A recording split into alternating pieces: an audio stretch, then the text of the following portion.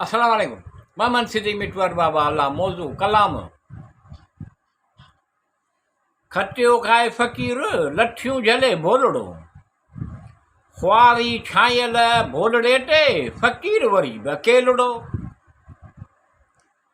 खटियो खाए फ़कीर लठियूं झले भोलड़ो, ख्वारी छायल भोलड़े ते फ़कीर वरी बकेलड़ो।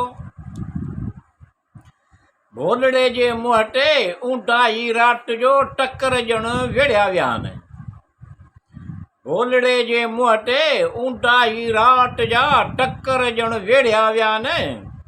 अहिड़नि कमनि जी तदबीर ठो करे फ़कीर साधड़ो। खटियो खाए फ़कीर लठियूं झले भोलड़ो, ख्वारी छायल भोलड़े ते फ़कीर वरी बकेलड़ो। फ़कीर वटि अकुल आहे, भोलड़े खे अकुल कोन्हे, बेअकुल भोलड़ो। फ़कीर वटि अकुल आहे, भोलड़े खे अकुल कोन्हे, बेअकुल भोलड़ो। फ़कीर खटियो खाए पियो, लठियूं झले पियो भोलड़ो। खटियो खाए फ़कीर लठियूं झले भोलड़ो, ख्वारी छायल भोलड़े ते फ़कीर वरी बकेलड़ो।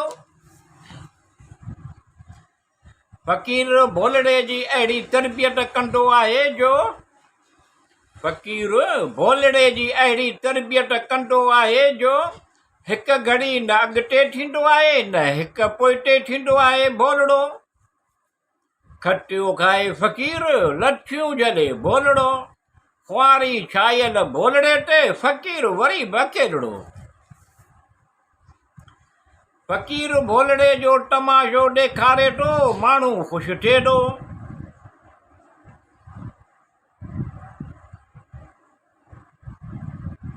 फ़कीर भोलड़े जो तमाशो ॾेखारे थो, माण्हू ख़ुशि थिए थो। माण्हू ख़ुशि थी फ़कीर खे खाइण पीअण लाइ राइजुल वक़्तु रुपया पैसा ॾियनि था, ॾिसे पियो भोलड़ो। खटियो खाए फ़कीर लठियूं झले भोलड़ो, ख्वारी छायल भोलड़े ते फ़कीर वरी बकेलड़ो। बेशक अल्लाह माण्हुनि ते वॾो फज़ल वारो आहे। बेशक अल्लाह माण्हुनि ते वॾो फज़ल वारो आहे। इंसान सुठी सुहिणी सूरत सां पैदा थियो, हैवान जानवर भोलड़ो। खटियो खाए फ़कीर लठियूं झले भोलड़ो, ख्वारी छायल भोलड़े ते फ़कीर वरी बकेलड़ो।